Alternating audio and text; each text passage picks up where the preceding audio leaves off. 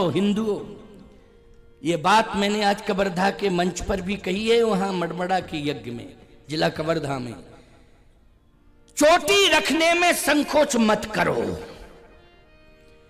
चाहे जितने नए डिजाइन में कटिंग छटिंग सेटिंग शुरू हो गई हो, चाहे जितने नए डिजाइन में कटिंग छटिंग सेटिंग कराओ, लेकिन सबसे पहले कटिंग सेटिंग वाले से ये कह दो कि चोटी में हाथ मत लगाना, बाकी जैसा डिजाइन निकालना हो तैसा निकाल दो, लेकिन चोटी हमारी रहनी चाहिए।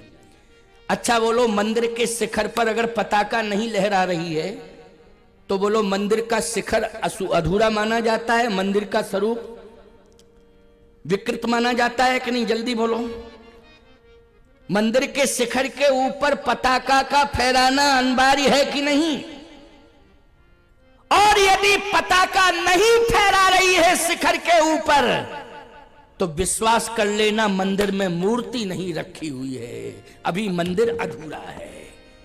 बोलो, अगर पताका नहीं फहरा रही है तो क्या मानोगे? मंदिर के अंदर मूर्ति नहीं है, और मूर्ति रख चुकी है तो शिखर के ऊपर क्या फहराएगा? जल्दी बोलो, पताका। अगर तुम्हें भगवान राम को हृदय में रखना है तो चोटी रूपी पताका फहराओ, और अगर पताका नहीं है तो चाहे जितना ऊंचा तुम्हारा शिखर जैसा मस्तक हो, गारंटी है हृदय में भगवान नहीं है। हम तो साफ साफ बोल रहे हैं। अब चोटी रखने में क्या दिक्कत है? दिक्कत होनी ही नहीं चाहिए। मैं एक बात बताऊं, मुसलमान किसी ना किसी तरह से अपनी पहचान करके चलता है, समाज में पहचान करके चलता है। वो बता देता है कि हम से जात मत पूछो, लेकिन हमारी चाल बता रही है कि हम किस धर्म के हैं, किस धर्म के हैं। हमारी चाल ये बता रही है, ये हमारी पहचान बता रही है। मुसलमान से पूछना नहीं पड़ता है कि तुम हिंदू हो कि मुसलमान हो, क्या हो तुम, लेकिन हिंदुओं का परिचय धीरे धीरे पता नहीं कितना विकृत होता जा रहा है। नहीं नहीं, चोटी होनी चाहिए। बिना चोटी के मस्तक हमारा मस्तक नहीं है,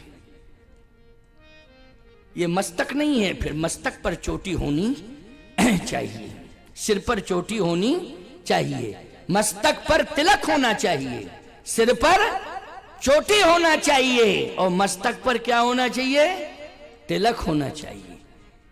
इसलिए सिर से चोटी गायब ना हो और मस्तक से तिलक गायब ना हो। तिलक लगाने में किस बात का संकोच करते हो? अच्छा, तिलक लगा लोगे तो फिर क्या बिगड़ जाएगा तुम्हारा, पहले ये बताओ। अच्छा, तुम मांग में सिंदूर भर लोगी, माथे में सिंदूर लगा लोगी, तो तुम्हारा क्या बिगड़ जाएगा? बोलो भाई। सुहागवती नारी का मस्तक सूना होना चाहिए क्या? नहीं होना चाहिए। सुहागवती नारी के मस्तक पर सिंदूर होना चाहिए, सिंदूर दिखाई भी देना चाहिए, क्योंकि सिंदूर यदि सुहागवती नारी का सिंदूर दिखाई दे गया तो ये समझ लेना कि आप जिस कार्य के लिए जा रहे हो वो कार्य अवश्य पूरा हो जाएगा। ये सबसे बड़ा शगुन माना जाता है। सिंदूर की बड़ी महिमा है, बड़ी महिमा है सिंदूर की, लेकिन आजकल की डिजाइन में सिंदूर भी साइड में चला गया। मैं गलत नहीं कह रहा हूं, साफ साफ बोल रहा हूं। देखो भाई, लोकसभा चुनाव आ रहे हैं, हमें सांसद तो बनना नहीं, हम तो साफ साफ बोल के जाएंगे। कोई हमें टिकट लेना है कि यहां से चुनाव लड़ना है? नहीं नहीं, मैं तो साधु हूं, जैसा पहले था वैसे ही आज भी हूं, ऐसे ही रहूंगा। लेकिन साफ साफ कहूंगा, जैसे आज की कटिंग छटिंग सेटिंग में चोटी गायब हो गई, वैसे ही आज के फैशन में सिंदूर साइड में चला गया है। तो ऐसी बात नहीं है, मान्यता तो है, लेकिन इतना छोटा है, वो भी बालों में ढका है। क्यों? कोई देख ना ले? किस बात का संकोच है? क्यों? मंडप के नीचे सिंदूर कहां लगाया गया था? कोई तुमसे पूछे, बोलो मंडप के नीचे सिंदूर कहां लगाया गया था? मध्य भाग में। बोलो लगाया था कि नहीं? कह तो रही हैं। फिर साइड में क्यों चला गया? नहीं नहीं, संकोच मत करो माताओं, सिंदूर की बहुत बड़ी कीमत है। जो सिंदूर लगाए हैं यहीं से दिखाई दे रहा, वो बड़ी खुश हो रही हैं। और जिनके सिंदूर साइड में हैं वो सोच रही कि क्या करें, कल लगा के आएंगे। आज तो क्या बताएं, कुछ पता ही नहीं चला था, कल जरूर लगा के आएंगे, है ना। ये आपके सम्मान की बात कर रहा हूं मैं। जो सनातन धर्म की परंपरा है मैं उसकी बात कर रहा हूं।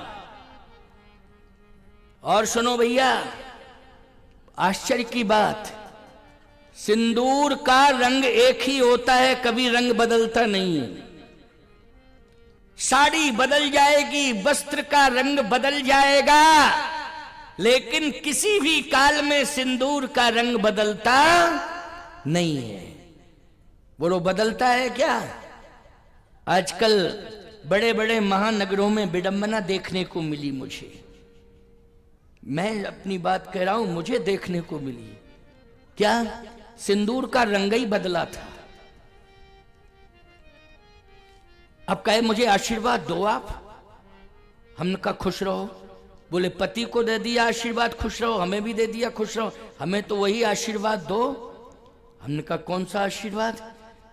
जिससे हमारा सिंदूर अमर रहे। हमने कहा सिंदूर है कहां? भाई सिंदूर दिखाई देवे तब ना आशीर्वाद देवे, कहां है सिंदूर?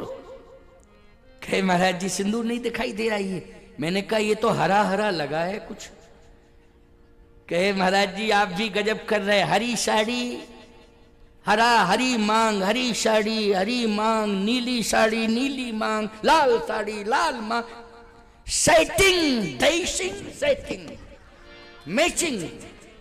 क्या बात है, ड्रेसिंग सेटिंग मैचिंग, क्या बात है। नहीं नहीं नहीं नहीं, सिंदूर का रंग जैसा होता है वैसा ही रहेगा, इसमें परिवर्तन नहीं होना चाहिए। नारी के, सुहागवती नारी के सिंदूर की बहुत बड़ी कीमत है। हिंदू के मस्तक पर चंदन की चोटी की बहुत बड़ी कीमत है सनातन धर्म में, इसलिए चंदन और चोटी ये दोनों होने चाहिए। बिल्कुल संकोच मत करना, मैं दावे के साथ कह रहा हूं इस बात को। हिंदू हो तुम, अपनी पहचान बना करके चलो, पहचान बना के चलो। अगर आपको दुनिया में भी राम जी का चित्र देखना है, चाहे अमेरिका फ्रांस जर्मन में क्यों ना हो, लेकिन रामानंदी तिलक लगा होगा।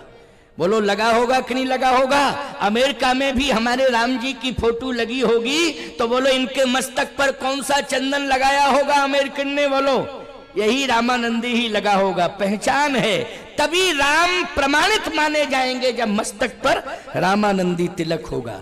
बोलो तभी राम प्रमाणित माने जाएंगे कि नहीं? और तिलक यदि बदल दोगे तो बोलो भाई भले ही राम जी का चित्र क्यों ना हो, लेकिन हम मानेंगे कि ये राम है। भगवान शिव के मस्तक पर